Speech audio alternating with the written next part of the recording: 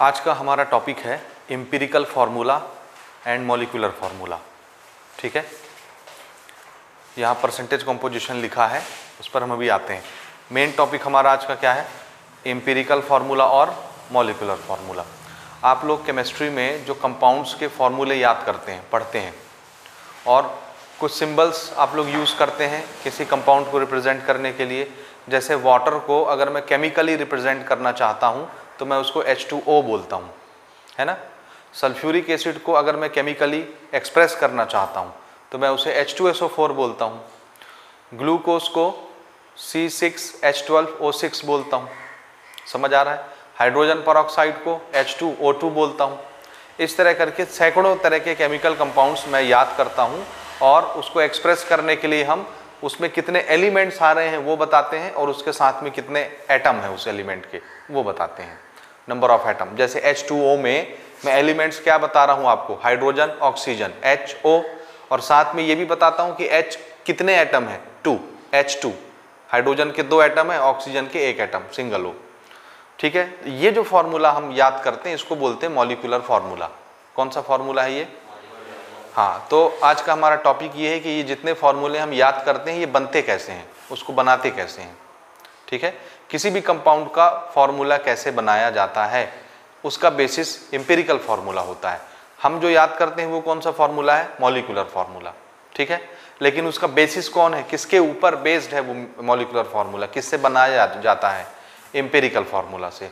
ठीक है, और एम्पिरिकल फार्मूला समझने के लिए सबसे पहले हमको परसेंटेज कंपोजिशन समझना पड़ेगा। तो गाड़ी यहाँ से स्टार्ट होगी, पहले परसेंटेज कंपोजिशन, उसके बाद एम्पिरिकल फार्मूला और उसके बाद फाइनल मॉलिक्यूलर फार्मूला। ठीक है जी, शुरू करें। तो सबसे पहले आते हैं परसेंटेज कंपोजिशन पर।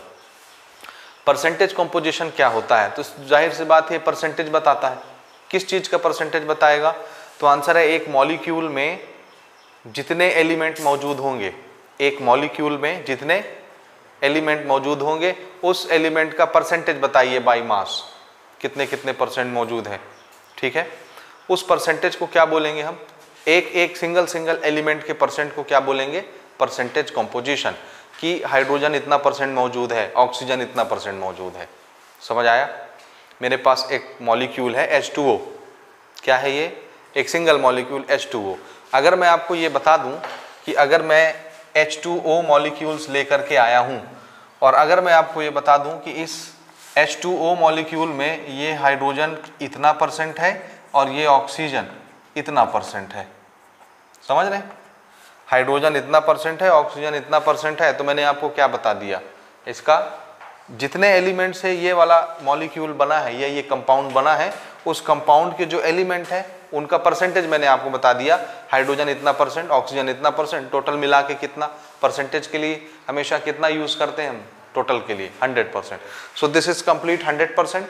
उस 100% में हाइड्रोजन कितना परसेंट है, ऑक्सीजन कितना परसेंट है? समझ आया? अब हम इसको किस में बता रहे हैं? परसेंटेज में बता रहे हैं, बाई मास। लेकिन वो मास ही रहेगा ना, याद रखिएगा। ठीक है, तो ये वाला कंपोजिशन क्या कहलाता है? उसका परसेंटेज कंपोजिशन। और एक एक एलिमेंट का परसेंट हमको पता होना चाहिए कि एक मॉलिक्यूल बनाने में, वाटर का एक मॉलिक्यूल बनाने में इसमें कितने एलिमेंट लगे? आंसर है एक हाइड्रोजन का एलिमेंट लगा और एक ऑक्सीजन का एलिमेंट लगा, 2 एलिमेंट लगे। दोनों सिंगल एलिमेंट का मैं आपको परसेंटेज बताऊंगा बाई मास कि ये वाला एलिमेंट इतना परसेंट है, ये वाला एलिमेंट इतना परसेंट है, दोनों मिला के कितना होंगे? 100%, एक मॉलिक्यूल। ठीक है, तो जब आप सिंगल मॉलिक्यूल, एक मॉलिक्यूल के अंदर उसके एलिमेंट के परसेंटेज बताते हो, उस परसेंटेज को क्या बोलते हैं? Percentage composition. आया समझ में? किसका परसेंटेज बताते हैं इसमें हम लोग? एलिमेंट्स का। किसके एलिमेंट्स का? किसी मॉलिक्यूल का, किसी कंपाउंड का। कंपाउंड भी बोल सकते हो, मॉलिक्यूल भी बोल सकते हो। तो जब हम किसी कंपाउंड या मॉलिक्यूल के एलिमेंट्स का परसेंटेज बताते हैं बाई मास में, तो उसको क्या बोलते हैं? Percentage composition. और ये जरूरी है क्योंकि इसके बिना एम्पिरिकल फार्मूला नहीं बनता। अगर हमको कोई कंपाउंड दिया जाए, कोई नया कंपाउंड, ठीक है, और आप नहीं जान रहे हो ये कौन सा कंपाउंड है, इसका फार्मूला क्या है, ठीक है, अगर मैं आपको एक नया कंपाउंड दे दूं और आपसे पूछूं कि बताओ इसका नाम क्या होगा, इसका फार्मूला क्या होगा, तो सबसे पहले आपको क्या पता होना चाहिए कि ये किससे बना है, यानी कौन कौन से एलिमेंट इसमें शामिल हैं। तो मैं आपको बताऊंगा, देखो इसमें कार्बन है, हाइड्रोजन है, ऑक्सीजन है। मैंने आपको बताया। पहले तो मैंने आपको ध्यान से समझिए, मैंने आपको क्या दिया? एक कंपाउंड दे दिया, लो भैया इसका नाम बताओ, तो आपका तुरंत काउंटर क्वेश्चन क्या होना चाहिए, ये इसमें क्या क्या चीज़ें हैं, किससे किससे बना है, इसके एलिमेंट बताओ। तो फिर मैंने आपको बताया, देखो इसका एलिमेंट है कार्बन, हाइड्रोजन और ऑक्सीजन, ये 3 एलिमेंट से मिलकर के बना है, बताओ इसका फॉर्मूला क्या होगा। तो आप कहेंगे इतना जल्दी नहीं बता सकते, सिर्फ अभी एलिमेंट के नाम ही पता चले हैं ना, सिर्फ ये और ये पता चले एलिमेंट के नाम। अब आप ये भी बताओ कि इसमें जो तीनों एलिमेंट आप बता रहे हो, कार्बन, हाइड्रोजन और ऑक्सीजन, ये कितने कितने परसेंट हैं बाई मास, समझ आया। तो फिर मैं आपको बताऊंगा कार्बन इतना परसेंट है, हाइड्रोजन इतना परसेंट है, ऑक्सीजन इतना परसेंट है, तीनों के परसेंटेज मैंने आपको बता दिए। अब आप परसेंटेज का जुगाड़ लगा के, एलिमेंट का नाम का जुगाड़ लगा के आप क्या बना लेंगे, इंपिरिकल फार्मूला। क्या बना लेंगे, हाँ, फिर एक रफ इंपिरिकल फार्मूला, इसे रफ फार्मूला, आधा अधूरा फार्मूला, और उस इंपिरिकल फार्मूला की हेल्प से फिर आप मुझे मॉलिक्यूलर फार्मूला बना के बताएंगे कि देखो भैया C6 है, H12 है, O6 है, तो आपने जो मुझे थमाया है वो क्या चीज़ है, ग्लूकोज है। समझ आया। स्टार्टिंग में मैंने सिर्फ क्या बताया था, देखो ये कार्बन है, हाइड्रोजन है, ऑक्सीजन है, इसमें 3 एलिमेंट है। फिर मैंने बता दिया कार्बन इतना परसेंट है, हाइड्रोजन इतना परसेंट है, ऑक्सीजन इतना परसेंट है, चलो नाम बताओ। तो आपने ये परसेंटेज कंपोजिशन का नॉलेज लिया एलिमेंट का बाई मास, ठीक है, और उसके बाद आपने उससे इंपिरिकल फार्मूला बनाया, इंपिरिकल फार्मूला से आपने मॉलिक्यूलर फार्मूला बना लिया, जिसको हम याद करते हैं मॉलिक्यूल्स के फार्मूले। समझ आ रहा है। तो इस तरह से जितने फार्मूले हमको मिलते हैं उसको हम बनाते हैं। अब बनाने का प्रोसीजर क्या है वो हम अभी डिटेल से समझेंगे एक एक करके, ठीक है।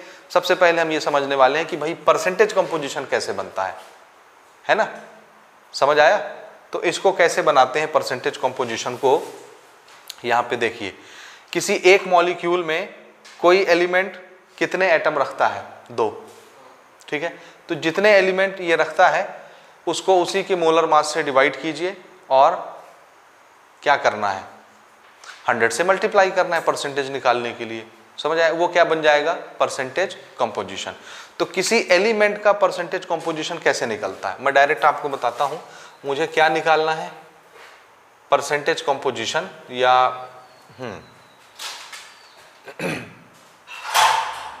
Percentage, okay, percentage composition of each element, अलग अलग element, percentage composition of element, किसी एक एलिमेंट का कितना परसेंट है, इसको बोलते हैं परसेंटेज कंपोजिशन। और ये कैसे निकलता है, जिस एलिमेंट का परसेंटेज कंपोजिशन निकालना है उस एलिमेंट का मास ऑफ दैट एलिमेंट, और उसी को उसके मोलर मास से डिवाइड कर देना। किसके मोलर मास से, इस फॉर्मूला के मोलर मास से।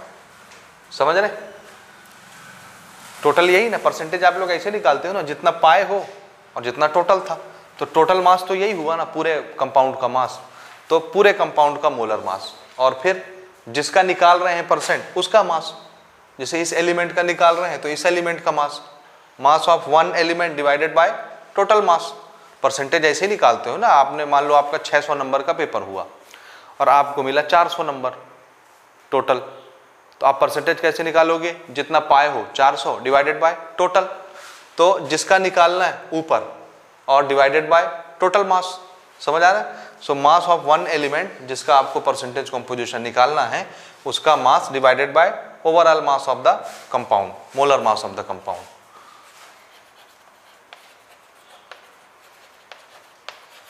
मोलर मास ऑफ मॉलिक्यूल या कंपाउंड, ये समझ आ रहा है, आ रहा है ये समझ में, ठीक। और परसेंटेज बनाने के लिए क्या करना है, इसको मल्टीप्लाई 100 से, तो ये परसेंटेज बन जाएगा, ठीक है। जैसे फॉर एग्जांपल वाटर का ही हम लेते हैं, वाटर का मोलर मास क्या होता है, याद है, मोलर मास बोले तो 1 मोल मॉलिक्यूल का मास, तो मैं कितने वाटर के मॉलिक्यूल रख रहा हूं, 1 मोल। 1 मोल यानी Na मतलब 6.022 10⁻23, इतने सारे हमने वाटर के मॉलिक्यूल रखे एक तरफ, तो उसका मास क्या कहलाएगा, 1 मोल किसी भी एलिमेंट, किसी भी कंपाउंड का मास क्या कहलाता है, उसका मोलर मास कहलाता है। और कितना होता है वाटर का मोलर मास, भूल गए, अभी हमने बनाया मोल कॉन्सेप्ट में, ऐसे ही ऐड करके बता दो कितना होता है, इसका 2, इसका 16, तो टोटल कितना हो गया 18। और मैं 1 मोल वाटर का मास बता रहा हूं, तो उसको मैं AMU में लिखूं या ग्राम में लिखूं, ग्राम में, ठीक है। तो इसका मोलर मास कितना होता है 18 ग्राम, ठीक है, 1 मोल वाटर के मॉलिक्यूल का मास, ये हो गया। अब हमको क्या करना है, एक एक एलिमेंट का निकालना है। तो मैं पहले हाइड्रोजन का परसेंटेज कंपोजिशन निकालूंगा, परसेंटेज कंपोजिशन, या डायरेक्ट लिखिए परसेंटेज ऑफ हाइड्रोजन कितना होगा। तो हमको क्या करना है, किसका मास लेना पड़ेगा यहाँ, जिसका निकाल रहे हैं। तो इस फॉर्मूले में हाइड्रोजन का मास कितना 2, हाइड्रोजन का मास हो गया 2, और इस पूरे कंपाउंड का मोलर मास कितना 18 मल्टीप्लाइड बाय 100, ये इसका परसेंटेज आ जाएगा। 2 से ये कैंसिल हुआ, 1/9, सो दिस इज 100/9, जो भी आता हो आप इसको डिवाइड करके लिख लेंगे। 9 1 जा 9, एक बचा, फिर 9 1 जा 9, ठीक है, 9 11 जा 99, एक बचा, डेसिमल लगाए फिर वो 10 हो गया, 9 1 जा 9, 9 1 जा 9, ऐसे ही बढ़ता जाएगा, ये समझ रहे। तो इतना परसेंट आपका क्या है हाइड्रोजन। आया समझ में, आया। तो हमने हाइड्रोजन का क्या बता दिया, परसेंटेज बता दिया। और ये सारे परसेंटेज ना बाई मास हैं। ये टोटल कंपाउंड कितना माना जाएगा 100%, 100% में 11% कौन है बाई मास, हाइड्रोजन है। तो अगर मैं इसको मास में पूछूं तो आप इसको क्या बोलोगे 11 ग्राम, 11.11 ग्राम, है ना। परसेंटेज मास को आप डायरेक्ट कन्वर्ट कर सकते हो। ऑक्सीजन का अगर हम निकालें परसेंटेज ऑफ ऑक्सीजन, ऑक्सीजन का मास बताएं जी। ऊपर हमको जिस एलिमेंट का मास, जिस एलिमेंट का परसेंट निकालना है उसी का मास लेना पड़ता। ऑक्सीजन मास क्या है 16, total mass of the compound molar mass 18 multiplied by 100, इसको हम कैंसिल करते हैं, 2 8 जा 2 9 जा, है ना, 9 ये 800 हो गया, 800 डिवाइडेड बाय 9 करना है आपको। हाँ, किससे जाएगा 9 7 जा 7 टाइम, अच्छा 9 7 जा 63 होगा, 9 8 जा 72 हो गया। कितना बचा इसमें 8, फिर से ये 80 हो गया, फिर कितना पढ़ेंगे आप 9 8 जा, फिर 72, फिर 8 बचा, डेसिमल लगाए फिर वो 80 हो गया। तो ये ऐसे 8 8 बढ़ता जाएगा। तो मैं चाहूँ तो इसको क्या लिख दूँ 9 8 9, अगर मैं 2 डिजिट तक जा रहा हूँ तो आगे तो 8 8 बढ़ता जा रहा है ना, इतना परसेंट। तो एक सिंगल मॉलिक्यूल में ऑक्सीजन कितना परसेंट रखता है, समझ आ रहा है। ये बाई मास है, ऑक्सीजन का मास इतना होगा अगर मैं ग्राम में इसको लिखूं तो, ठीक है। तो ये हमने क्या किया, देखो अलग अलग एलिमेंट का क्या बताया आपको परसेंटेज कंपोजिशन, ठीक है। अगर आपको ये पता चल जाए कि किसी एक मॉलिक्यूल को बनाने में या एक कंपाउंड को बनाने में उसमें जो एलिमेंट शामिल होते हैं वो एलिमेंट कितना कितना परसेंट होते हैं, हाइड्रोजन इतना परसेंट होता है, ऑक्सीजन इतना परसेंट होता है, तो आप इससे एक रफ फार्मूला बना सकते हैं। क्या बना सकते हैं, रफ फार्मूला। उस रफ फार्मूला को बोलते हैं एम्पिरिकल फार्मूला। क्या, एम्पिरिकल फार्मूला। और एम्पिरिकल फार्मूला कोई बहुत भयानक चीज़ नहीं है, बहुत आसान सी चीज़ है। मैं आपको अंतर दिखाता हूँ ना एम्पिरिकल फार्मूला और मॉलिक्यूलर फार्मूला में, ठीक है। दोनों का डिफरेंस बहुत अच्छे से समझिए, ठीक। देखिए मैं आपको यहाँ पे कुछ कंपाउंड के नाम दिखाता हूँ ना। जैसे एक कंपाउंड मैंने लिया बेंजीन, बेंजीन का फॉर्मूला, बेंजीन किससे बनता है C और H से, ठीक है, देखते जाना। दूसरा मैं लेता हूँ हाइड्रोजन परऑक्साइड, परऑक्साइड, इसका फॉर्मूला होता है हमारा H2O2, हाइड्रोजन और ऑक्सीजन शामिल हुए इसमें, ठीक है। तीसरा फॉर्मूला हम ले लेते हैं ग्लूकोज का, ग्लूकोज में आता है कार्बन, हाइड्रोजन, ऑक्सीजन, ठीक है। ये हो गया, देखते जाइए ना। उसके बाद अगर मैं इसका मेन फॉर्मूला लिखूं, बेंजीन, बेंजीन का फॉर्मूला होता है C6H6, मेन फॉर्मूला जो हम याद करते हैं C6H6, ठीक है। हाइड्रोजन परऑक्साइड का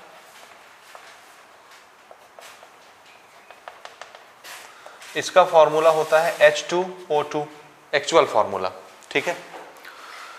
ग्लूकोज, ग्लूकोज का फॉर्मूला ये होता है C6H12O6, ठीक है। कौन से फॉर्मूले आप याद करते हो बताओ, कौन वाला फॉर्मूला एक्चुअल है, कौन सा इसे ये टाइम पास, एक्चुअल फॉर्मूला कौन सा है, वो दिख रहा है। इसमें क्या चीज इंफॉर्मेशन मिलती है कि इसमें कार्बन के 6 एटम, ये एक सिंगल मॉलिक्यूल है, यहाँ कोई भी नंबर नहीं लिखा है, मतलब ये कितने मॉलिक्यूल है, one single molecule of glucose, one single molecule of hydrogen peroxide, one single molecule of benzene. ठीक है, तो एक मॉलिक्यूल में कार्बन के कैथो एटम है, हाइड्रोजन के कैथो एटम है, ऑक्सीजन के कैथो एटम है, इसमें दिखता है। लेकिन इस फॉर्मूले में देखो कार्बन के कैथो एटम है, हाइड्रोजन के कैथो एटम है, ऑक्सीजन के कैथो एटम है, एक मॉलिक्यूल में नहीं पता चलता। समझ आया? तो उसमें एक्चुअल नंबर ऑफ एटम पता चलता है कि एक मॉलिक्यूल में हर एलिमेंट के क्या कैथो एटम है। ठीक है, तो इस फॉर्मूले को क्या बोलते हैं, molecular formula, actual formula, true formula, जो हम याद करते हैं H2SO4, ये सारी चीजें। ठीक है, आया समझ में ये बात कि नहीं आया, बोलो आया ना? हाँ, लेकिन हम ये जो फॉर्मूला बनाते हैं, इस फॉर्मूले में हम ये बताते हैं कि देखो हमको ये तो नहीं पता कि कार्बन कैथो है, हाइड्रोजन कैथो है, ऑक्सीजन कैथो है, कितने नंबर ऑफ एटम है, लेकिन हमको ये जरूर पता रहता है कि कार्बन कितने गुना होगा तो हाइड्रोजन कितने गुना होगा, ऑक्सीजन कितने गुना होगा। जरा यहाँ देखो, कार्बन 6 है, ऑक्सीजन 6 है, मतलब ये 1 गुना है, तो ये भी कितने गुना है, 1 गुना, तो ये हमने 1 गुना किया। ये 6 है, हाइड्रोजन 12 है, तो मतलब अगर मैं इसको 1 गुना मानता हूं तो ये कितने गुना हो जाएगा, 2 गुना। तो हम ये बोलते हैं देखो ये 1 गुना है, ये 1 गुना है, और ये कितने गुना है, 2 गुना। एक तो लिखते नहीं नॉर्मली ये। तो ये जो रफ फॉर्मूला बनता है, जिसमें हमको ये हरगिज नहीं पता चलता कि इसमें नंबर ऑफ एटम कितने कितने हैं एलिमेंट के, लेकिन ये जरूर पता चलता है कि देखो भैया ये 1 गुना होगा और ये 2 गुना हो जाएगा, ये फिर से 1 गुना हो जाएगा। तो कार्बन और ऑक्सीजन 1 गुना रहेंगे और ये 2 गुना रहेगा। तो ये वाला जो फॉर्मूला जो सिर्फ हमको इतनी सी इंफॉर्मेशन देता है कि देखो कार्बन, हाइड्रोजन और ऑक्सीजन होंगे, लेकिन एक गुना होंगे और 1 2 गुना होगा, लेकिन कितने नंबर ऑफ एटम होंगे ये नहीं बताता। ऐसा फॉर्मूला कहलाता है एम्पिरिकल फॉर्मूला। ये कौन सा फॉर्मूला हो गया, एम्पिरिकल। और ये कौन सा फॉर्मूला है, मॉलिक्यूलर फॉर्मूला। ठीक है, आ रहा है समझ, आया या नहीं आया, ये आया। यहां देखो हाइड्रोजन पेरोक्साइड H2O2, अगर मैं इसको 1 गुना मानूं तो ये भी कितना हुआ, 1 गुना, तो ये रहा 1 गुना। ठीक है, बेंजीन देखो C6H6, ये 1 गुना, ये 1 गुना, तो ये भी कितना हुआ, 1 1 लिख दी, 1 1 टाइम। तो इसमें ना आपको जो एलिमेंट के रेशियो मिलते हैं वो किस में मिलते हैं, सिंपल होल नंबर में। देखो 1 2 3 दिखेगा और उसमें बड़े बड़े नंबर दिखेंगे। आ रहा समझ, आया या नहीं आया, बोलो। ठीक है, हाँ H2SO4 का बताओगे मुझे, H2SO4 ये सल्फ्यूरिक एसिड है। इसको अगर मैं सिंपल रेशियो में लिखना चाहूं तो क्या लिखूंगा, सल्फर अगर 1 गुना है तो ये डबल और ये 4 गुना, वैसे ही लिखाएगा यहाँ पर भी वो सेम टू सेम। तो कभी कभी सेम भी हो जाता है फॉर्मूला और कभी कभी डिफरेंट रहता है। ठीक है, आ रहा है समझ, आया ये, ओके। तो अब इसमें थोड़ा सा डिफरेंस देखिए, डिफरेंस क्या है। डिफरेंस ये है यहाँ पे, इसमें यहाँ पर जो एलिमेंट आते हैं उस एलिमेंट का कैसा रेशियो देखने को मिलता है, होल नंबर, सिंपल 1 2 दिखेगा बस, उससे ऊपर कुछ नहीं दिखेगा। समझ आया?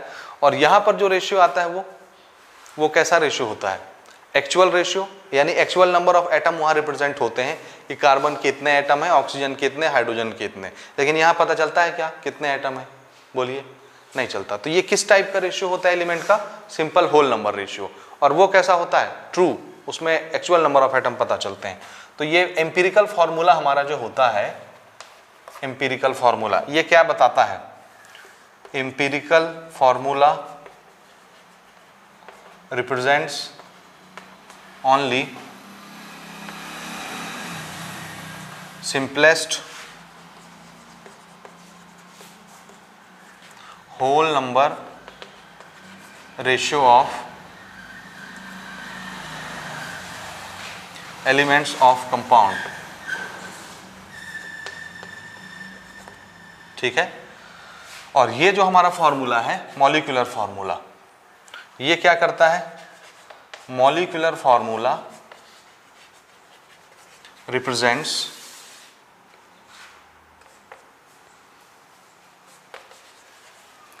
true या actual,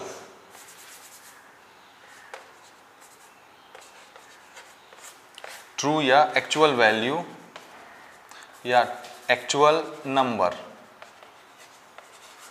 of atoms present in one molecule. एक मॉलिक्यूल में कितने एटम मौजूद हैं हर एलिमेंट के, number of atom of each element, ऐसे लिखिए इसको। मॉलिक्यूलर फॉर्मूला रिप्रेजेंट्स ट्रू और actual number of atoms in each, या ट्रू और actual number of atoms of each elements present in one molecules of compound, और empirical formula represents only simplest whole number ratio of each element of a compound। ठीक है, कुछ कुछ अंतर समझ में आया इसमें, बोलिए। इन दोनों में अंतर समझ में आया, empirical formula और molecular formula। ठीक है, आया जी समझ या नहीं आया? थोड़ा जोर से बोलो, क्या आया, क्या अंतर है बताइए मॉलिक्यूलर में और एम्पिरिकल में? मॉलिक्यूलर में क्या इंफॉर्मेशन मिलता है आपको? एक्चुअल नंबर ऑफ एटम कितने हैं हर एलिमेंट के, और इसमें नहीं पता चलता। लेकिन इसमें ये तो पता चलता है कि C आएगा, H आएगा, O आएगा, है ना, और यही तो ढांचा है। तो इसमें सिर्फ क्या पता चलता है, जो फॉर्मूला बनने वाला उसका ढांचा कैसा होगा, कौन कौन से एलिमेंट आएंगे और कौन कितने गुना रहेगा, बस ये पता चल जाता है। तो इसमें ढांचा पता चल जाता है। हाँ,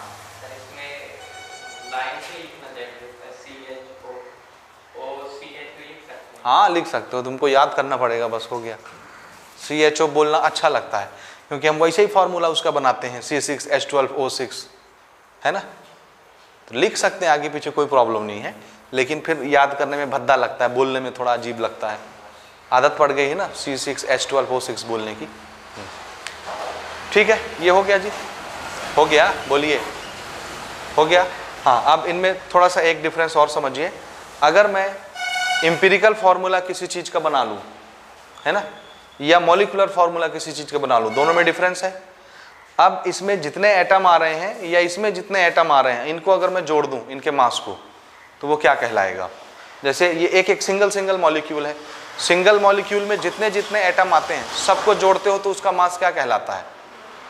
जोर से बोलो, जोर से बोल। मोलर मास 1 मोल कंपाउंड का मास होता है। ये सिंगल मॉलिक्यूल है, इसमें जितने एटम आएंगे सबके मास को जोड़ देंगे तो क्या होगा? Molecular mass. तो ये इनका मास क्या कहलाएगा? Molecular mass. इसी तरह से ये एक मॉलिक्यूल है, इसमें जितने एलिमेंट आ रहे हैं उनका मास अगर मैं जोड़ दूंगा तो क्या कहलाएगा? एम्पिरिकल फार्मूला मास। समझ आया? तो दो तरह के मासेस हो जाते हैं, एक होता है एम्पिरिकल फार्मूला मास और एक होता है molecular formula mass.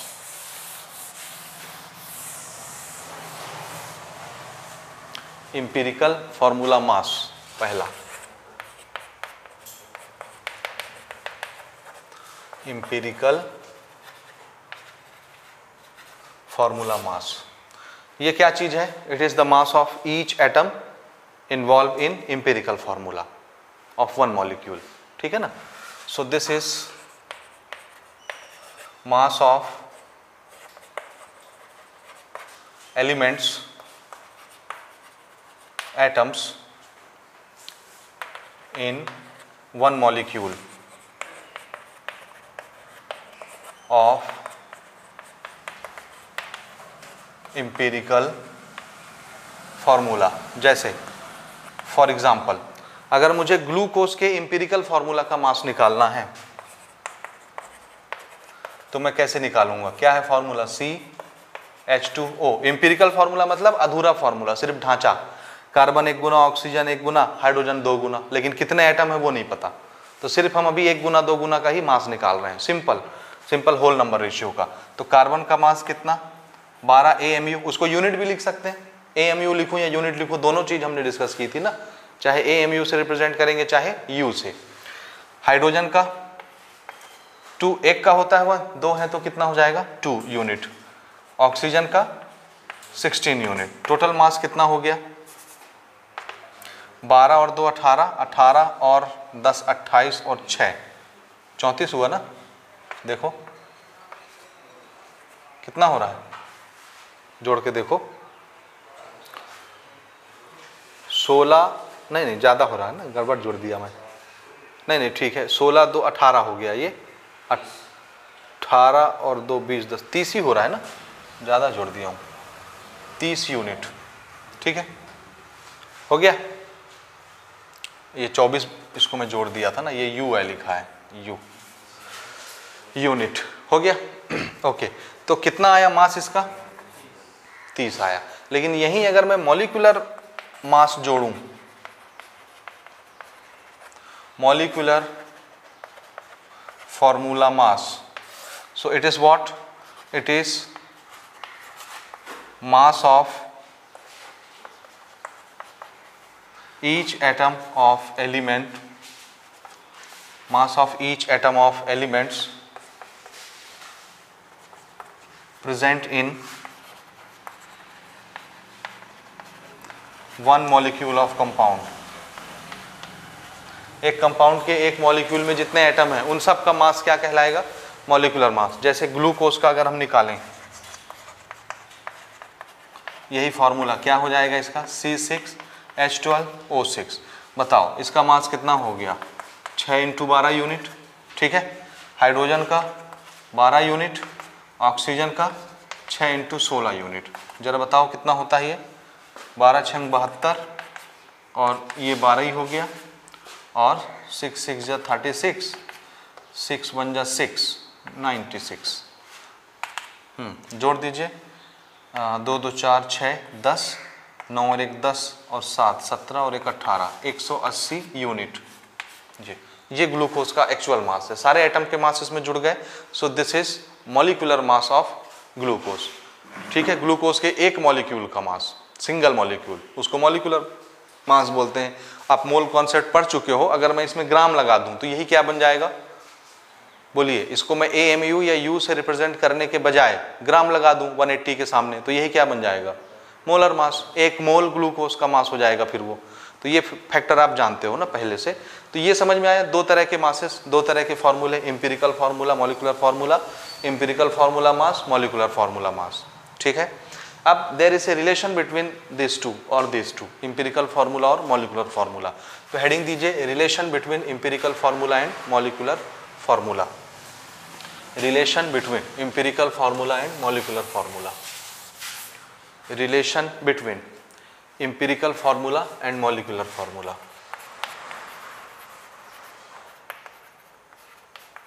Relation between empirical formula and molecular formula, ठीक है। रिलेशन क्या होता है इनके बीच का, कि अगर मुझे एम्पिरिकल फार्मूला पता चल जाए तो मैं उससे मॉलिक्यूलर फार्मूला बना सकता हूं, एक सिंपल नंबर का मल्टीप्लिकेशन करके, ठीक है।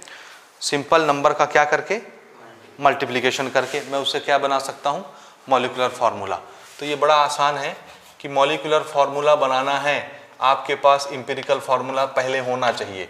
अगर ये बनाना है, यानी ये जो फार्मूले बनते हैं ये किसके बेसिस पर बनते हैं, एम्पिरिकल फार्मूला के बेसिस पे। ध्यान से समझना जी ना।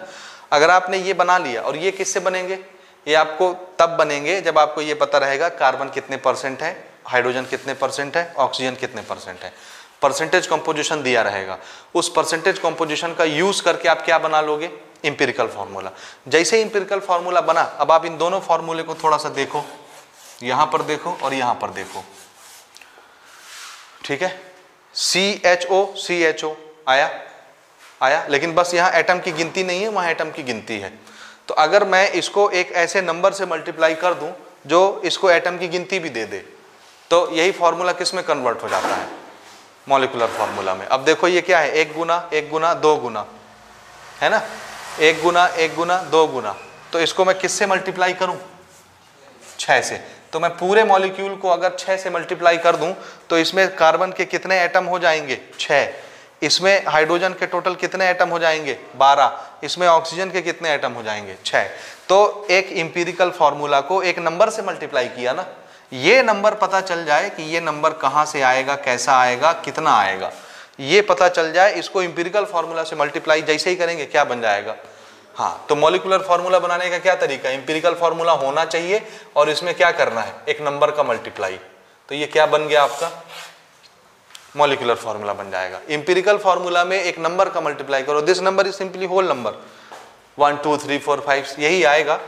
यहाँ पे लिख भी लो where n is equal to 1 2 3 4 ऐसे एटसेट्रा, होल नंबर, कोई ना कोई नंबर आएगा इस तरह का, डेसिमल वाला नंबर नहीं होगा ना, होल नंबर ही होगा। This will be whole number, whole numbers. तो यहां पर एक होल नंबर से अगर मैं इंपिरिकल फार्मूला को मल्टीप्लाई कर दूं तो यही फार्मूला किसमें चेंज हो जाता है, बोलिए किसमें, मॉलिक्यूलर फार्मूला में बदल जाता है। ठीक है, अब हम थोड़ी सी एक एक्सरसाइज करते हैं, प्रैक्टिस करते हैं, थोड़ा सा क्वेश्चन लेके। पहले सिर्फ हम इंपिरिकल फार्मूला बनाएंगे, ठीक है, क्या बनाएंगे, और जब हम इंपिरिकल फार्मूला बनाना सीख जाएंगे, यानी ये ढांचा वाला फार्मूला बनाना सीख जाएंगे, तो उसके बाद हम जान ही रहे हैं कि हमको सिर्फ क्या चाहिए अब, n, और n अगर मिल जाए तो अपन क्या बना सकते हैं। हाँ, लेकिन कभी कभी ऐसा भी रहेगा, देखो आपको किसी क्वेश्चन में मॉलिक्यूलर फार्मूला दे देगा, इंपिरिकल फार्मूला दे देगा, बोलेगा n बताओ फैक्टर किससे मल्टीप्लाई किए, तो क्या करना है, इसको डिवाइड कर देना इधर आके। तो n की वैल्यू किसके बराबर हो गई, molecular formula upon empirical formula. ये फार्मूला का मतलब ये नहीं है कि ये फार्मूला डिवाइड करना है, फार्मूला का मतलब यहाँ मास से है। हो गया ये, तो ये याद रहेगा, molecular formula empirical formula actual में क्या है, इनके मास लेने हैं, क्या लेने हैं, हाँ, फार्मूला डिवाइड नहीं होता ना, n की वैल्यू अगर निकालनी है तो ये डिवाइड हम करेंगे, molecular formula upon empirical formula. लेकिन फार्मूला डिवाइड नहीं करना, उनके मास डिवाइड होते हैं, ये मास ही मल्टीप्लाई होते हैं, नंबर मल्टीप्लाई डिवाइड होता है ना, कि फार्मूला नंबर और नंबर क्या होता है, इनका मास। ठीक, तो ये मासेस रहेंगे। हाँ, अब सबसे पहले इंपिरिकल फार्मूला बनाना है तो कुछ स्टेप आपको इसमें फॉलो करने पड़ेंगे। ठीक, मैं स्टेप्स आपको बताता हूँ, उसके बाद एक क्वेश्चन लेते हैं। लिखिए steps for empirical formula, steps for empirical formula. Number 1, पहला स्टेप, आपको हर एलिमेंट का परसेंटेज कंपोजिशन दिया रहेगा। क्या दिया रहेगा, परसेंटेज कंपोजिशन। उसको सबसे पहले किस में चेंज करना, मास में। तो 100% को टोटल मानते हैं, उसमें जो एलिमेंट जितने परसेंट दिया रहेगा उसको उतने ही ग्राम मान लेंगे। टोटल 100% को 100 ग्राम। तो अगर कोई 20% दिया है तो उसका मास कितना हो गया, 20 ग्राम। कोई 50% दिया, उसका मास कितना हो गया। तो सबसे पहले जो आपको परसेंटेज दिया रहेगा, परसेंटेज कंपोजिशन ऑफ एलिमेंट, इसको किस में चेंज कर लेना है आपको, मास में। तो इसको फट से आप चेंज कर लोगे, ग्राम लिख लोगे सीधे सीधे, और कुछ नहीं। ठीक है, हो गया इतना। हाँ जी, परसेंटेज कंपोजिशन निकालने के बाद आपको मास मिल गया। मास निकालने के बाद दूसरा स्टेप आपका रहेगा, आपको कैलकुलेट करना रहेगा नंबर ऑफ मोल। क्या निकालना है, नंबर ऑफ मोल्स। और नंबर ऑफ मोल्स निकालने का बड़ा आसान तरीका है। देखो, जो भी एलिमेंट दिया जाएगा, जैसे कार्बन बता दिया, हाइड्रोजन बता दिया, ऑक्सीजन बता दिया, तो परसेंटेज में, तो आपने इसका कार्बन का, हाइड्रोजन का, ऑक्सीजन का मास निकाल लिया, उसी को ग्राम में लिख दिए तो मास बन गया। अब आपके पास कार्बन, हाइड्रोजन, ऑक्सीजन का मास है, क्या आप उसका नंबर ऑफ मोल निकाल सकते हो? आपके पास मास है, आप उसका नंबर ऑफ मोल नहीं निकाल सकते। मास से मोल कैसे बनता है, मास अपॉन मोलर मास। ठीक है, मोलर मास को एटॉमिक मास ही इमेजिन करो, क्योंकि नंबर तो वही रहता है। जैसे कार्बन एक सिंगल एलिमेंट है, सिंगल एटम है, तो उसका मास कितना होता है, 12। अगर मैं 12 AMU लिखता हूं तो वो क्या है, एटॉमिक मास, एक सिंगल एटम का मास। लेकिन अगर मैं 12 ग्राम लिख देता हूं तो वही क्या बन जाता है, कितने कार्बन का मास, 1 मोल कार्बन का मास बन जाता है। तो लेकिन वैल्यू तो सेम रहती है ना। सिंगल एटम भी अगर मैं लूं तो उसको क्या लिखता हूं, 12 AMU, एक एटम का मास। और 1 मोल कार्बन अगर रख दूं, Na कार्बन 6.022 10 power 23, तो उसका मास क्या होता है, 12 ग्राम। 12 तो दोनों में रहता है ना, तो उसको चाहे एटॉमिक मास बोलो चाहे मोलर मास बोलो, एक ही बात है। सिंगल एटम है इसलिए मैं उसको क्या लिखता हूं, एटॉमिक मास। तो जब भी आप नंबर ऑफ मोल निकालोगे, कैसे निकालोगे, mass of element divided by atomic mass. समझ आ रहा है ये, क्योंकि एटॉमिक मास में वैल्यू तो वही आएगी ना, 12 से डिवाइड करना है जो उसका मोलर मास है। ठीक है, तो इससे मास अपॉन मोलर मास करने से क्या मिल जाएगा आपको, नंबर ऑफ मोल मिल गया। अब ये नंबर ऑफ मोल आपको मिलेगा, हो सकता है डेसिमल में मिल जाए, हो सकता है फ्रैक्शन में मिल जाए, किसी में भी मिलेगा नंबर ऑफ मोल। लेकिन हमको मोल ऐसे तो नहीं चलते ना, 1.225 ये कितना मोल हुआ नहीं समझ में आएगा, 6.29 कितना मोल है, हमको तो ये समझ में आता है 1 मोल कितना होता है, 2 मोल, 3 मोल, 4 मोल, 5 मोल, होल नंबर की गिनती में समझ में आता है। 1 मोल Na एटम होता है, 2 मोल 2 इंटू Na एटम होता है, 3 मोल 3 इंटू Na एटम होता है। लेकिन अगर डेसिमल में आ गया मोल तो समझ नहीं आता, और मोल डेफिनेटली डेसिमल में आएगा, तो उस मोल को फिर हम चेंज करेंगे किसमें, होल नंबर में। समझ रहे हो ना, क्या करना है, उस मोल को चेंज, सिंपलर मोलर हमको रेशियो चाहिए। तो तीसरा स्टेप हमारा रहेगा सिंपलर मोलर रेशियो। क्या करना है, क्या बनाना है, सिंपलर मोलर रेशियो का मतलब होल नंबर आपको बनाना है, 1 2 3 4 ऐसा नंबर मिले मोल्स में। और ये बनाने का तरीका क्या है कि देखो, जो आपको नंबर ऑफ मोल मिलेगा, ये पिछले स्टेप में यहाँ पर डेसिमल में आएगा इसका आंसर, जो भी नंबर ऑफ मोल मिलेगा उसको ना आप लीस्ट वैल्यू से डिवाइड कर दोगे। मोल का ही जो सबसे छोटा वैल्यू आएगा उसी से डिवाइड कर देंगे, तो वो किस में चेंज हो जाता है, बोलिए, होल नंबर में चेंज हो जाता है। ठीक है, लेकिन अभी भी ये कैसा रहेगा, डेसिमल में ही रहेगा। लीस्ट वैल्यू डेसिमल वाले नंबर्स को डेसिमल वाले नंबर से डिवाइड भी करेंगे हम, तो भी ये कैसा आएगा, डेसिमल वाला नंबर ही आएगा। तो फिर हम इसको राउंड ऑफ करके होल नंबर में चेंज करेंगे। ठीक है, तो एक स्टेप और इसमें देखो, मैं अभी आपको प्रैक्टिकली बताता हूँ, अभी स्टेप लिख लीजिए, फिर जैसे हम इसको इंप्लीमेंट करेंगे तो आपको समझ में आ जाएगा। सिंपलर होल नंबर रेशियो, ये आपको बनाना है, और ये आप कैसे भी बना सकते हो, अपनी मर्जी से वैल्यू को बढ़ा के भी एडजस्ट करके, तो ये आप ऐसे भी बढ़ा सकते हो, बाय रेज इट, थोड़ा बहुत बढ़ा दिए, होल नंबर बन गया। जैसे डेसिमल में आ रहा है कोई चीज़ 1.5 आ रहा है, तो 1.5 तो चलेगा नहीं, क्योंकि किसी भी एलिमेंट के नीचे हमेशा कैसे नंबर दिखते हैं, whole number, number of atom में। कभी ऐसा दिखता है C 1.5, 2.3, H 2.3, O 3.9, ऐसे नहीं होते ना एटम की संख्या, होल नंबर में होता है, तो उसको हम होल नंबर बनाएंगे। कैसे, कोई मान लो 1.8 आया तो उसको क्या लिख लेंगे, 2, कोई 1.4 आया उसको 1 ही लिख लेंगे, राउंड ऑफ वाला मेथड। तो उसको चाहे हम रेस करके, घटा बढ़ा के, या किसी नंबर से मल्टीप्लाई करके उसको होल नंबर बनाएंगे बाय मल्टीप्लाई। ठीक है, तो जो भी रेशियो आएगा मोल का, उसको हम क्या करेंगे, सिंपल होल नंबर में चेंज करेंगे। बस ये 2 4 5 स्टेप्स हैं, तो ये स्टेप्स आप नोट कर लीजिए। इतने में हमारा एम्पिरिकल फार्मूला बन जाएगा। ये जब बन जाएगा उसके बाद हम आते हैं मॉलिक्यूलर फार्मूला कैसे बनाते हैं। ठीक है, तो आगे बढ़ें यहाँ से। ठीक, ये मैं रब कर रहा हूँ। एक सैंपल प्रॉब्लम लेते हैं एम्पिरिकल फार्मूला बनाने के लिए। क्या निकालना, हमारा टारगेट क्या है, देखो गिवन देखो, एन इनऑर्गेनिक सॉल्ट, एक सॉल्ट है, give the following percentage composition. मैंने आपको एक सॉल्ट दिया, अननोन कंपाउंड, आपको नहीं पता ये कौन सा कंपाउंड है। ठीक है, तो उसमें पहला क्वेश्चन आपका क्या रहेगा, ये किससे बना है, तो मैंने आपको बताया देखो किससे बना है, सोडियम से, सल्फर से, ऑक्सीजन से, इसमें 3 एलिमेंट हैं। फिर आप क्या पूछोगे, कितने कितने परसेंट हैं ये तीनों, तो हमने आपको इनके परसेंटेज कंपोजिशन बताया। सोडियम कितना परसेंट है, 29.11%, सल्फर कितना परसेंट है, 40.51%, ऑक्सीजन कितना परसेंट है इसमें, 30.38% है। तीनों के परसेंटेज कंपोजिशन बता दिए। अब हम आपसे पूछेंगे बताओ इसका फार्मूला क्या होगा। अब फार्मूला 2 तरह का होता है, एक ढांचा वाला फार्मूला जिसको एम्पिरिकल फार्मूला बोलते हैं, और एक मेन फार्मूला जिसमें नंबर ऑफ एटम भी दिखते हैं। तो अभी हम आपसे सिर्फ कौन सा पूछ रहे हैं, इसका ढांचा बताओ, ये कौन सा कंपाउंड है।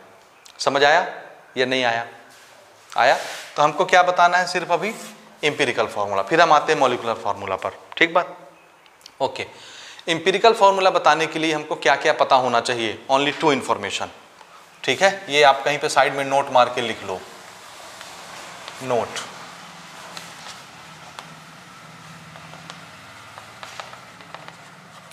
For empirical formula we have to know, हमको क्या पता होना चाहिए। Number 1, percentage composition of each element by mass. हर एलिमेंट का परसेंटेज कंपोजिशन पता होना चाहिए जो इसमें दिया है। समझ रहे हैं? पहला चीज ये पता होना चाहिए। दूसरा चीज, जितने एलिमेंट उसमें इन्वॉल्व हो रहे हैं उनका atomic mass, atomic mass of each elements. ठीक, ये दो चीज हमको पता है तो हम इंपीरिकल फॉर्मूला बना सकते हैं। ठीक है, एटॉमिक मास तो सभी का जानते हो ना, सोडियम का, सल्फर का, ऑक्सीजन का जानते हो ना, एटॉमिक मास, एटॉमिक नंबर जानते हो कि नहीं? हमको एटॉमिक मास चाहिए, नंबर नहीं चाहिए। ठीक है, नहीं जानते? जानते हैं ना, ओके। आप देखो कैसे बनेगा। सबसे पहले हम ये इनके नाम लिखेंगे। ये क्या है हमारे एलिमेंट्स, देखते जाना ना। यहाँ पर मैं बना रहा हूँ एलिमेंट्स। हाँ, एलिमेंट कौन कौन है जी? एक है मेरा सोडियम, दूसरा कौन है? सल्फर, तीसरा कौन है? ऑक्सीजन। ठीक, ये तीन हो गए। उसके बाद इनका सिंबल हम बना लेते हैं, क्योंकि फॉर्मूला तो सिंबल ही से बनता है। सोडियम का फॉर्मूला क्या होता है? Na, सल्फर का सिंबल S, ऑक्सीजन का O। ये हो गया। अब इनका परसेंटेज कंपोजिशन, पहला स्टेप याद कीजिए इंपीरिकल फॉर्मूला बनाने का। क्या होता है? परसेंटेज में दिया रहेगा, उसको किस में लिख लेना है? मास में। मास में चेंज करना है। तो यहां पर मैं लिख लेता हूं percentage composition, percentage of element, ये। ठीक, हाँ जी, सोडियम कितना परसेंट दिया है? अब ये ग्राम में डायरेक्ट चेंज हो गया ना, क्योंकि हम जान रहे हैं परसेंटेज को डायरेक्ट किस में इमेजिन कर सकते हैं हम? मास में। ये इतना ग्राम लिख रहा हूं मैं, 29.11 ग्राम। सल्फर कितना? 40.51 ग्राम। ऑक्सीजन कितना? 30.38 ग्राम। ये सब किस में चेंज हो गए? ग्राम में। पहला स्टेप होता है परसेंटेज को किस में कन्वर्ट कर लेना? ग्राम में। उसको फर्दर कोई गुणा भाग करने की जरूरत नहीं है, उसी को लिख लेना है ग्राम। ठीक है, अब आपके पास देखो मास आ गया, इसका मास, इसका मास, इसका मास। आपको क्या निकालना है? दूसरा स्टेप क्या था? Number of mole. Number of मोल कब मिलेगा? मास है और क्या चाहिए नंबर ऑफ मोल निकालने के लिए? Molar mass. और अभी ये सिंगल सिंगल एटम है तो उसी को हम क्या बोलेंगे? Atomic mass. तो इनके एटॉमिक मास बताओ। सोडियम का एटॉमिक मास 23, सल्फर का एटॉमिक मास बोलो। 10 बार आ चुका है सल्फर इससे पहले के केसेस में। कितना होता है सल्फर का? जोर से बोलो ना। 32, थोड़ा कॉन्फिडेंट भी रहा करो। 32। ऑक्सीजन का बताओ? 16। ये इनके एटॉमिक मास हो गए। ग्राम लिख दूंगा तो यही मोलर मास हो जाएंगे। तो हम यहाँ टाइटल एटॉमिक मास लगा रहे हैं, एक्चुअल में ये क्या लिख रहा हूँ इनका मैं? Molar mass. समझ गए? अच्छा, मेरे पास अब मास भी है। ये क्या लिखा हूं मैं? मास। ये, और ये क्या लिखा हूं? Molar mass. मेरे पास मास भी है, मोलर मास भी है। मैं क्या निकाल सकता हूं? Number of mole. Number of मोल। और ये कैसे निकलेगा? मास अपॉन मोलर मास लिखो या एटॉमिक मास लिखो, एक ही चीज है। ठीक, तो ये रहा भैया मास, ये रहा molar mass. So this is 29.11 upon 23 divide करेंगे। This is mass 40.51 upon molar mass 32। This is mass 30.38 upon 16। अब आप इसको डिवाइड करोगे तो आपको क्या मिलेगा यहाँ? Number of moles. ठीक है, मिलेगा। हाँ, ये कितना कितना आता है? डिवाइड हम आपसे नहीं करवा रहे हैं, हम डायरेक्ट इसको सॉल्व कर रहे हैं। ये आता है 1.266। This will B 1.266। ये भी उतने ही आता है 1.266। और ये आता है हमारा 1.897। 1.897। ठीक है, हो गया। अभी हम डिवाइड नहीं करेंगे ना, अभी सिर्फ मेथड हम समझ रहे हैं। ठीक है, तो हम जब इसको डिवाइड करेंगे ये इतने इतने आएंगे। ये क्या मिल गया? Number of mole, number of mole, number of मोल। लेकिन ये तो बड़ा भयानक नंबर है। ये कितना मोल है समझ आया क्या? कितने पार्टिकल होंगे इसमें? नहीं, क्योंकि 1.266 ऐसा है, बड़ा बड़ा नंबर है। तो हम क्या करते हैं कि तीनों अलग अलग मोल आए, हम इनको सिंपल बनाते हैं। तो अब हम निकालेंगे simple molar ratio. Simple molar ratio. Simple molar ratio कैसे निकालते हैं देखो। तो इसमें जो सबसे छोटा होगा मोल, इधर देखो पहले, फिर लिखना आराम से, हड़बड़ाओ नहीं, समझो पहले। सिंपल मोलर रेशियो कैसे निकलता है, इसमें 3 मोल आए हैं, 1.266, 1.266, 1.897, दिखा। इसमें सबसे छोटा कौन है, 1.266, कोई भी, जैसे मैं ये इमेजिन कर लेता हूँ, ये सबसे छोटा है। तो इस सबसे छोटे वाले को ले लो और ये जितने मोल दिख रहे हैं सबको सबसे छोटे वाले नंबर से डिवाइड कर दो। मोल को किससे डिवाइड करना है, लीस्ट वैल्यू से, उसमें लिखा आपने पीछे। तो ये रहा मोल तुम्हारा 1.266 डिवाइड किससे कर दिए, यही छोटा ही नंबर है, सबसे छोटा नंबर से। फिर इसको भी 1.266 किससे डिवाइड करना है, सबसे छोटे मोल से। इसको भी 1.897 डिवाइड किससे करना है, 1.266, सबसे लीस्ट वैल्यू से हर मोल को डिवाइड कर दो। हुआ। डिवाइड होने का फायदा क्या होगा, ये क्या हो गया 1, ये भी क्या हो गया 1, ये कितना हुआ देखो, ये 12 है, ये 18 है, 6 कम 6, 6 दूनी 12, 6 त्रिक 18, तो ये क्या हुआ 3/2, अप्रॉक्स इमेजिन करो ना, 6 2 जा 12, 6 3 जा 18, कटेगा तो 3/2 आया, 3/2 बोले तो 1.5, 1.5 अप्रॉक्स, अप्रॉक्सीमेशन से काम करेंगे, दिस इज 1.5। तो ये तो देखो होल नंबर हो गया, लेकिन अभी भी ये लफड़े में है ना। तो हमको क्या करना है, इसको अब एडजस्ट करना है। वो लास्ट वाला स्टेप देखो, इससे पहले जो लिखो क्या करना होता है, सिंपल होल नंबर रेशियो में उसको कन्वर्ट करना रहता है। अगर यही सिंपल आ जाते, 112 आ जाता, 111 आ जाता, तो इसी को एक्सेप्ट कर लेते, यही हमारा फॉर्मूला बनाता है, इंपिरिकल फॉर्मूला, समझ रहे हैं। लेकिन ये 1 आ गया, ये 1 नहीं आया, ये तो होल नंबर नहीं है, फ्रैक्शन में आ गया, डेसिमल में। इसको चेंज करेंगे। चेंज करने का मेथड क्या है, या तो कुछ कुछ बढ़ा दो अपने से तीनों में, और या किसी से मल्टीप्लाई कर दो ताकि तीनों होल नंबर बन जाए। तो इसको मैं किससे मल्टीप्लाई कर दूं कि ये होल नंबर बन जाए, बोलिए। होल नंबर यानी 1 2 3 दिखना चाहिए। 1 से मल्टीप्लाई करूंगे तो 1.5 ही दिखेगा, 2 से कर दिया तो 1.5 और 1.5 कितना होता है 3, तो ये क्या बन जाएगा 3 होल नंबर है कि नहीं। तो मैंने इसको किससे मल्टीप्लाई कर दिया 2 से, तो ये कितना हो गया 3, ये कितना हो जाएगा 2, ये कितना हो जाएगा 2। ये क्या है, सिंपलर या simple whole number molar ratio, mole ही है ये, मोलर रेशियो। आया समझ में ये कि नहीं आया। ये ऐसा छोटा सा चार्ट बना लेंगे और ये बन गया आपका पूरा इंफॉर्मेशन, और ऐसे ही आपको काम करना है।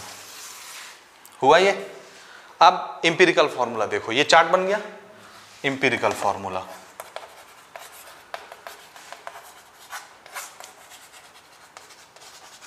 कैसे लिखना है, ठीक है।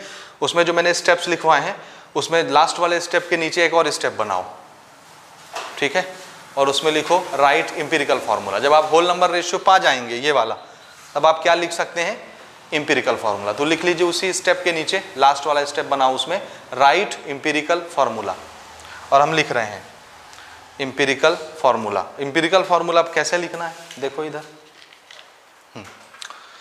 हाँ, जो एलिमेंट हिस्सा ले रहे थे उस एलिमेंट को ऐसे लिख लो। कौन कौन से थे, सोडियम, सल्फर, ऑक्सीजन, यही थे ना, सोडियम सल्फर ऑक्सीजन, ठीक है। अब इनका कितना कितना मोल आया है, number of mole, simple whole number में। सोडियम के कितने मोल हैं, 2 मोल, तो ये लो भैया सोडियम 2 गुना 2 मोल, ठीक है। सल्फर के कितने मोल आए हैं, 2, तो सल्फर भी कितने मोल का हुआ, 2 मोल का। ऑक्सीजन के कितने मोल आए हैं, 3, तो ऑक्सीजन का कितना मोल लिख दिए, 3 मोल, 3 गुना। समझ आ रहा है। लेकिन ये एक्चुअल फॉर्मूला नहीं है, याद रखिएगा। ये सिर्फ क्या बता रहा है, सोडियम 2 गुना होगा, सल्फर 2 गुना होगा, तो ऑक्सीजन 3 गुना रहेगा। लेकिन कितने कितने एटम आएंगे इसमें, एक्चुअल में ये कौन सा सॉल्ट होगा, ये इस फॉर्मूले से पता नहीं चलता। ये सिर्फ क्या बना, इंपिरिकल फॉर्मूला। यहां तक हो गया, बोलिए हो गया। अगर इंपिरिकल फॉर्मूला से मॉलिक्यूलर वो बनाना है आपको, हाँ मॉलिक्यूलर फॉर्मूला, तो उसके लिए हमको क्या क्या चाहिए, ठीक है। वो हमने ऑलरेडी फॉर्मूला एक लिखा था, empirical formula is equal to n into molecular formula. Molecular formula तो है मेरे पास, तो मुझे क्या चाहिए, मॉलिक्यूलर फॉर्मूला मास को ना मल्टीप्लाई करना है। देखो मैं आपको याद दिलाता हूं, अगर यहां से मुझे क्या बनाना है, मॉलिक्यूलर फॉर्मूला बनाना, तो मुझे क्या क्या चाहिए। मैंने आपको बताया था कि मॉलिक्यूलर फॉर्मूला बनाने के लिए हमको क्या चाहिए, ये n multiplied by empirical formula है ना, ये क्या होगा एम्पिरिकल फॉर्मूला मास, ये ठीक है, ठीक है, क्या है ये एम्पिरिकल फॉर्मूला मास, और हमको ये नंबर चाहिए, तब ना इसको मल्टीप्लाई करेंगे एम्पिरिकल फॉर्मूले से तो क्या मिल जाएगा, या इसको अभी फिलहाल ऐसे ही रखो, दिस इज एम्पिरिकल फॉर्मूला, ये हमारा मेन फॉर्मूला था। मॉलिक्यूलर फॉर्मूला बनाने के लिए एक नंबर चाहिए, होल नंबर, जिसका मल्टीप्लाई मैं एम्पिरिकल फॉर्मूला में करूं तो कौन सा फॉर्मूला बन जाए, मॉलिक्यूलर फॉर्मूला। लेकिन ये नंबर कैसे निकलता है, ये नंबर निकलता है molecular formula mass divided by empirical formula mass, इन दोनों के मास को डिवाइड करने से ये नंबर बनता है ना। तो n निकालना है, क्यों, क्योंकि एम्पिरिकल फॉर्मूला मेरे पास है, इससे मैं उस नंबर से मल्टीप्लाई करूंगा तो वो इसको मल्टीप्लाई करके क्या बना देगा, मॉलिक्यूलर फॉर्मूला। n चाहिए हमको, समझ आया, बोलो। अब n निकालने का जुगाड़ क्या है, क्या करना, ये मॉलिक्यूलर फॉर्मूला मास और डिवाइडेड बाय एम्पिरिकल फॉर्मूला मास। तो मॉलिक्यूलर फॉर्मूला मास जो है, मॉलिक्यूलर मास, वो आपको क्वेश्चन में देगा, नहीं देगा तो एक दूसरी चीज बताएगा, ध्यान से समझना। क्या चाहिए n निकालने के लिए, क्योंकि एम्पिरिकल फॉर्मूला तो तुम्हारे पास आ गया, इसका मास तो तुम निकाल ही लोगे, है ना। तो नंबर 1 एम्पिरिकल फॉर्मूला मास, तो आपके पास क्या होना चाहिए, आपके पास एम्पिरिकल फॉर्मूला होना चाहिए। तो ये तो पूरा स्टेप आप करके आ चुके होगे, यहां तक समझ आ रहा है। तो आपके पास क्या होना चाहिए, मैं यहां लिख देता हूं, वी हैव, क्या क्या होना चाहिए बताओ। एक मेरे पास क्या होना चाहिए, एम्पिरिकल फॉर्मूला, जो आप कहां से लाए हैं, फ्रॉम परसेंटेज कंपोजिशन, ये यहां से निकाले, एलिमेंट्स के परसेंटेज कंपोजिशन दिए थे, इसका यूज करके आपने क्या बना लिया, एम्पिरिकल फॉर्मूला बना लिए। आगे आइए, अब क्या चाहिए आपके पास, आंसर है एम्पिरिकल फॉर्मूला मास। तो इसका मास तो आप निकाल ही सकते हो ना एम्पिरिकल फॉर्मूला का, ये भी हमने डिस्कस किया कैसे निकालना है। इसमें कितने, सोडियम का कितना मास है 23, 2 ठो हैं तो 2 से मल्टीप्लाई कर देंगे। सल्फर का 32, 2 से मल्टीप्लाई कर देंगे, आ जाएगा। ऑक्सीजन का 16 होता है, 3 से मल्टीप्लाई कर देंगे, सबको जोड़ देंगे, क्या आ गया, एम्पिरिकल फॉर्मूला मास, निकल जाएगा। उसके बाद ये तो पता चल गया, और क्या चाहिए, मॉलिक्यूलर फॉर्मूला, ये क्वेश्चन में देगा। तो तीसरी चीज जो हमको चाहिए वो क्या चाहिए, मॉलिक्यूलर मास। मॉलिक्यूलर फॉर्मूला मास बोलो या मॉलिक्यूलर मास बोलो, ये क्वेश्चन बताएगा, समझ आया। तो इसके 2 रूप होते हैं, देखो, पहला तो आइदर गिवन इन क्वेश्चन, ठीक है, या तो क्वेश्चन में दे देगा मॉलिक्यूलर मास या मोलर मास बोल देगा, एक ही चीज। कभी कभी इसको क्वेश्चन क्या लिखता है, मोलर मास, गिवन देगा ना, जो कंपाउंड बनने वाला है उसका मोलर मास ये है, तो मोलर मास ग्राम में होता है, उसी का एक ठो मॉलिक्यूल उठाओगे तो उतना ही मास होगा AMU में। जैसे मैं बोलता हूँ ग्लूकोज का मोलर मास है 180 ग्राम, 180 ग्राम।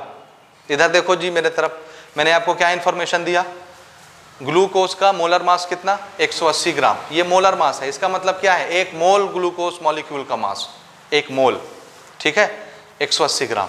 लेकिन अगर उसी 180 ग्राम को मैं 180 U लिख दूं, इसका क्या मतलब हुआ, एक ठो मॉलिक्यूल का मास। तो मोलर मास बोले तो हम उससे क्या बना सकते हैं, मॉलिक्यूलर मास, U लिख देंगे उसके आगे, और क्या, एक मॉलिक्यूल का मास बन जाएगा 180 U या 180 AMU। आ रहा है मेरी बात समझ कि नहीं, बोलो ना, कंफ्यूज होने लग गए, कंफ्यूज हो रहे हो, आ रहा है पक्का। तो हमको n चाहिए, क्योंकि n को हम एम्पिरिकल फार्मूला से मल्टीप्लाई करेंगे तभी मॉलिक्यूलर फार्मूला बनेगा। और n निकालने का जुगाड़ क्या है, मॉलिक्यूलर फार्मूला मास से एम्पिरिकल फार्मूला मास को डिवाइड करना। ये मॉलिक्यूलर मास है, ये एम्पिरिकल मास है, मास डिवाइडेड बाय मास। मास जब डिवाइड करोगे तभी n मिलेगा, और n को जब इससे मल्टीप्लाई करोगे इस फार्मूले से तभी मॉलिक्यूलर फार्मूला बनेगा। एम्पिरिकल फार्मूला तो तुम निकाल चुके होगे ये स्टेप करके, तो उससे आप एम्पिरिकल मास भी निकाल लोगे, इसका मास कैलकुलेट करके, ये तो हो जाएगा। अब रहा सवाल मॉलिक्यूलर मास का, ये कैसे बनेगा। तो इसका 2 तरीका होता है, या तो क्वेश्चन मोलर मास बताएगा, मोलर मास यानी 1 मोल का मास, तो आप उससे 1 एटम का मास नहीं लिख सकते, 1 मॉलिक्यूल का, उसी ग्राम को हटा के AMU लिख देना, वो 1 मॉलिक्यूल का मास हो जाएगा। तो ये क्वेश्चन बताएगा मॉलिक्यूलर मास कंपाउंड का। नहीं बताएगा तो एक दूसरी चीज देगा, वेपर डेंसिटी। क्या, और मॉलिक्यूलर मास और वेपर डेंसिटी का रिलेशन आप पढ़ चुके हैं, एवोगैड्रो लॉ जब हम लोग पढ़ रहे थे, ठीक है। तो दूसरा जुगाड़ इसका ये होता है कि molecular mass 2 time vapour density होता है। कितना? तो क्वेश्चन क्या बता देगा? वेपर डेंसिटी इतना है मॉलिक्यूल का। क्या बताएगा? वेपर डेंसिटी बताएगा। उस वेपर डेंसिटी को अगर मैं 2 से मल्टीप्लाई कर दूं तो क्या आ जाएगा? Molecular mass. ये फॉर्मूला आपने वहां नोट किया है एवोगैड्रो लॉ में, देखिएगा जब उसमें मैंने नोट करवाए थे 2, 4, 5, ठीक है, तो वहां आपने लिखा है मॉलिक्यूलर मास किसके बराबर होता है? 2 टाइम वेपर डेंसिटी के बराबर। तो क्वेश्चन क्या क्या बताएगा? या तो बोलेगा मोलर मास इतना है, मोलर मास की लैंग्वेज में बताएगा, ठीक है, तो भी आप मॉलिक्यूल का मास निकाल लोगे, मॉलिक्यूलर मास। या अगर मोलर मास नहीं बताता तो क्या बताएगा? Vapour density. तो वेपर डेंसिटी को 2 से मल्टीप्लाई करोगे तो क्या आ जाएगा? आ गया ये मॉलिक्यूलर फॉर्मूला मास बन गया ना। अब आपके पास दोनों रहेगा। अब आप क्या करोगे चौथे स्टेप में? n is equal to molecular formula mass divided by empirical formula mass, और इससे आपको n की वैल्यू मिल जाएगी। दोनों नोन हो गए ना, मॉलिक्यूलर फॉर्मूला मास भी इंपेरिकल फॉर्मूला मास, डिवाइड किए n आ गया। और जैसे ही n आया आप क्या करोगे? मॉलिक्यूलर फॉर्मूला बनाने के लिए n इंटू इंपेरिकल फॉर्मूला, ये बन जाएगा आपका इंपेरिकल फॉर्मूला। अब चूंकि इस क्वेश्चन में कोई इंफॉर्मेशन नहीं है, मोलर मास कितना है, मॉलिक्यूलर मास या वेपर डेंसिटी कुछ नहीं दिया है, तो इसकी हेल्प से मैं मॉलिक्यूलर फॉर्मूला नहीं बना सकता।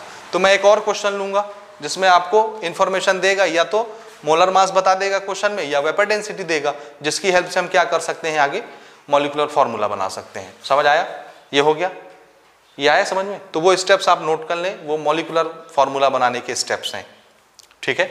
अब हम एक और क्वेश्चन लेते हैं एनसीईआरटी से, उस पर देखते हैं कैसे काम करना है। नेक्स्ट क्वेश्चन हम लेते हैं प्रॉब्लम नंबर 1.2 एनसीईआरटी। हमारा क्वेश्चन है ए कंपाउंड कंटेन 4.07% हाइड्रोजन। तो पहला एलिमेंट कौन सा है हमारा? तो मैं यहां लिख देता हूं नाम उसका, हाइड्रोजन। सिंबल क्या है? H। इसका परसेंटेज कितना दिया है हाइड्रोजन के लिए? 4.07%। और हमारा पहले स्टेप होता है इसको किस में लिखना? ग्राम में। तो ये परसेंटेज को ग्राम में डायरेक्ट कन्वर्ट कर सकते हैं हम, दिस इज ग्राम। दूसरा क्या दिया है हाइड्रोजन के बाद? कार्बन। कितना है? 24.27%। This is 24.27। तो ये डायरेक्ट ग्राम में चेंज हो गया मास में। ये कौन है? कार्बन। कार्बन को हम C लिखेंगे। उसके बाद क्या दिया है? क्लोरीन। क्लोरीन कितना है? 71.65%। 71.65%। ये मास पे चेंज हो गया ग्राम में। This is chlorine, Cl। Chlorine, ठीक है, यहां तक ठीक? ओके। अब हमको क्या करना है देखो, हाँ इस सिचुएशन में देखो और क्या दिया information? It's molar mass is, क्यों दिया है मोलर मास? अभी हम डिस्कस कर रहे थे, है ना। इसके पहले का जो मैंने क्वेश्चन लिया उस क्वेश्चन में मोलर मास या वेपर डेंसिटी नहीं थी, तो मैं क्या नहीं निकाल सकता था? Molecular mass. और अगर मॉलिक्यूलर मास होगा ही नहीं मेरे पास तो मैं n कैसे निकालूंगा? और n नहीं मिलेगा तो इंपेरिकल फॉर्मूला से क्या मल्टीप्लाई करूंगा मॉलिक्यूलर फॉर्मूला बनाने के लिए? समझ रहे हैं? तो n निकालने के लिए कंपलसरी क्या है? मॉलिक्यूलर फॉर्मूला, या उसका मास, सॉरी मॉलिक्यूलर मास बोलो या मॉलिक्यूलर फॉर्मूला मास बोलो, ठीक है। तो ये चाहिए, और ये या तो क्वेश्चन बताएगा, मैंने यहाँ लिख भी दिया था, या तो ये कहाँ रहेगा? क्वेश्चन में गिवन रहेगा, मोलर मास के रूप में, मॉलिक्यूलर मास के रूप में, किसी भी रूप में बता दे। मोलर मास के रूप में भी बताता है, इसका मतलब है 1 मोल उसी मॉलिक्यूल का मास है।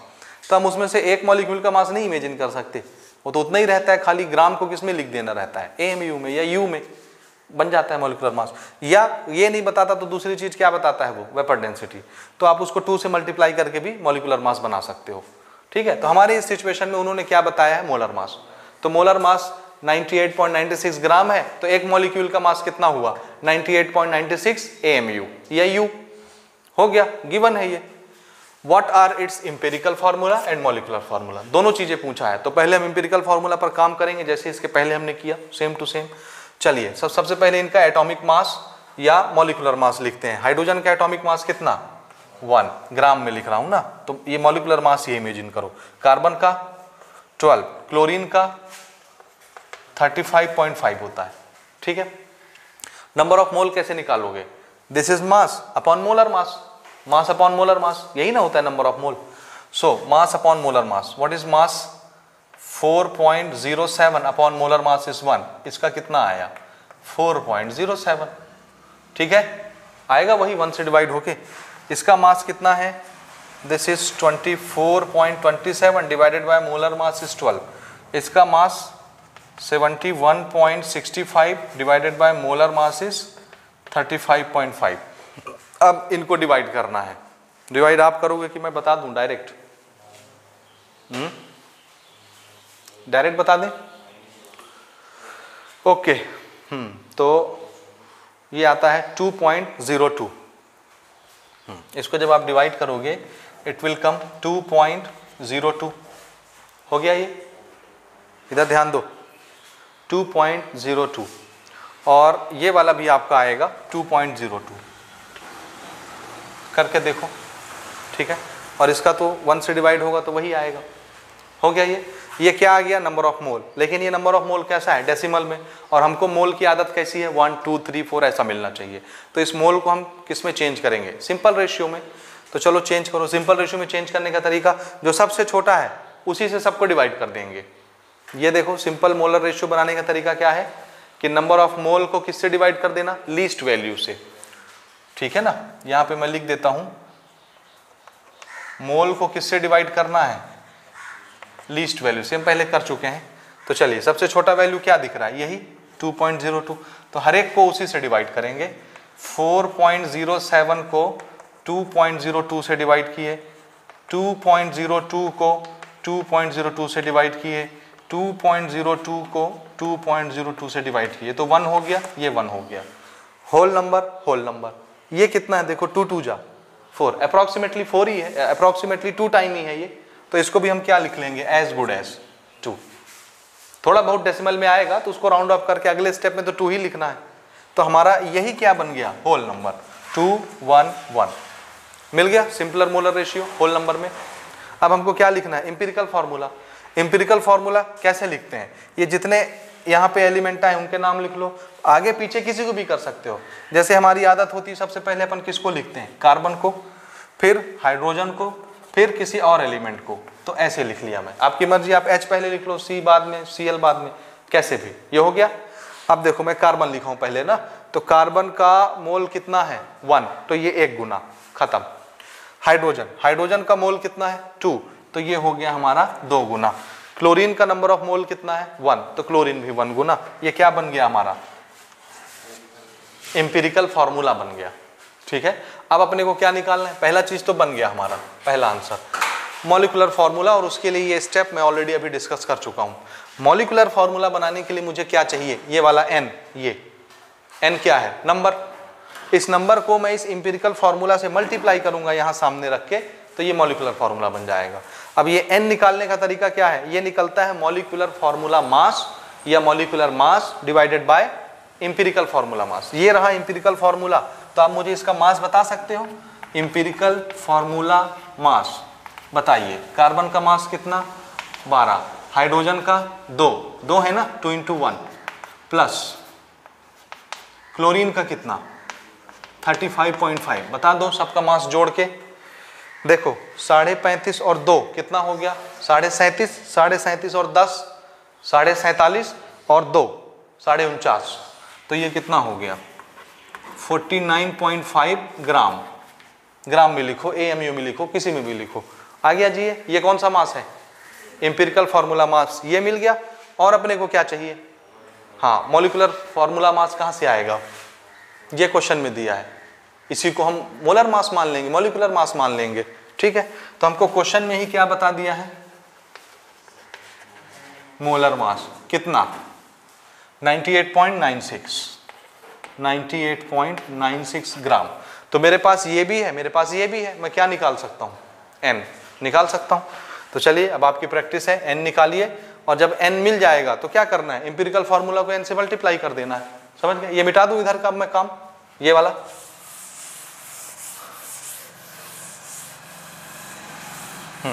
अब हमको n निकालना है। So n is equal to molecular formula mass या molar mass divided by empirical formula mass. So what is molar mass? 98.96। ये एम्पिरिकल फार्मूला मास 49.5।